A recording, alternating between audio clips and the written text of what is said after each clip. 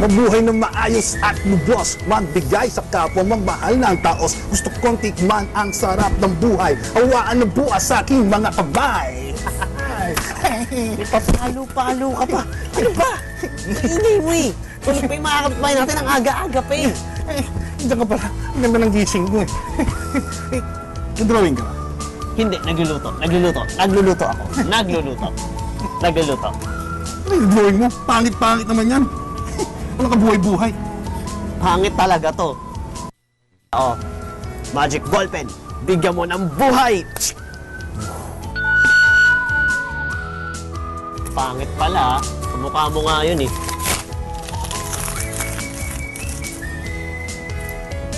Yan tayo eh. Ayaw mo ng madumi, ayaw mo ng mabaho. Kung magtapong ka ng basura, wagas. Ano gusto mo na mali sa kapaligiran? May katulad ka din eh. Sino naman? Yung mga politikong gusto ng malinis na eleksyon, pero sila mismo ang nagpapadumi. Kaya ako, yung mga sagawal sa tuwid na daan at mga pag-unlad na yan, hindi ko iboboto yan. No comment. Teka nga. Libre mo naman ako mamaya. Mukha kasing malaki yung kikitain mo dito sa mga pananim mo eh. Tamo, ang lulusog eh. Diyan ka magaling. Volunteer lang ako dito sa Adapt an Estero program ng DENR. Ha? Adapt an Estero program. Yan yung paghahanda na nagbabagong klima para mabawasan ang peligrong dulot ng mga sakuna. Nasa Philippine Development Plan yan eh. Kaya sa lahat. PDP. Ito yung plano ng gobyerno para marami o maramdaman ang lahat at pag-unlad, di ba?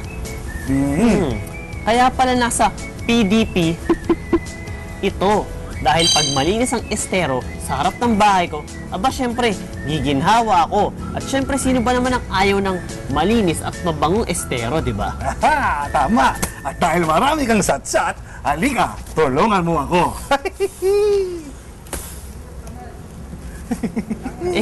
Teka. Paano ba kasi nabuo tong Adopt an Estero program na to? Alam mo, sa programang ito ng DENR, tila nag-a-adapt o nag-aampo ng esterong lilinisin ang mga pribadong kumpanya o organisasyon at nakikipagtulungan sila sa lokal na pamahalaan at sa mga residente. Kung ganun, ano ba talaga kasing ginagawa nila dyan? Yan ka na naman eh.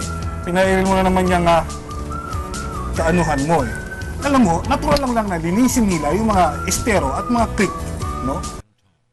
Nila yung mga nakabarang basura para pag bumaha, mabilis huhupa ang tubig. Alam mo, parang may nakita ako eh. Yung iba, pinapalalim nila yung mga estero. Kasama din ba yun sa, sa Adopt an Estero program? Kasama rin yon. Actually, yung iba, no? Nagtatanim din ng mga puno sa paligid ng mga estero at nagkakabit ng trash traps. Ba't naman kasi kailangan pang gawin yan? Yan ka na naman eh. Ayun na naman ako eh. Alam mo, tignan mo to. Ayoko nga ng ganyan. Kadiri, no? Baka magkasakit pa ako dyan. Di na. Yun naman pala eh. Kaya maglinis ka dito. Alam mo, naalala mo ba yung 17-kilometer Diliman Creek dun sa Quezon City? Oo naman. Yung pinaliliguan natin dati nung mga bata pa tayo. Oo naman. Dumi-dumi dun. Doon nga ako nagkasakit dati, di ba? Alam mo, hindi na siya madumi ngayon. Nalinis na siya ng Adapt an Estero program. No? Yung mga residente doon, talagang nakipagtulungan. Nagkasundo ang mga barangay na nakakasakop sa Diliman ito.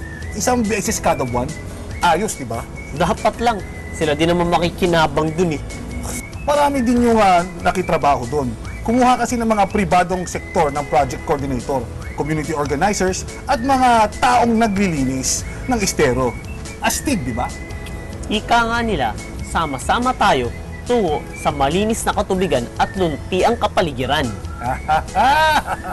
Yan ang gusto ko sa'yo eh. Dahil dyan, ilibre kita mamaya. Pero hindi lang. Rap muna ako ulit. Boom! Gusto ko ng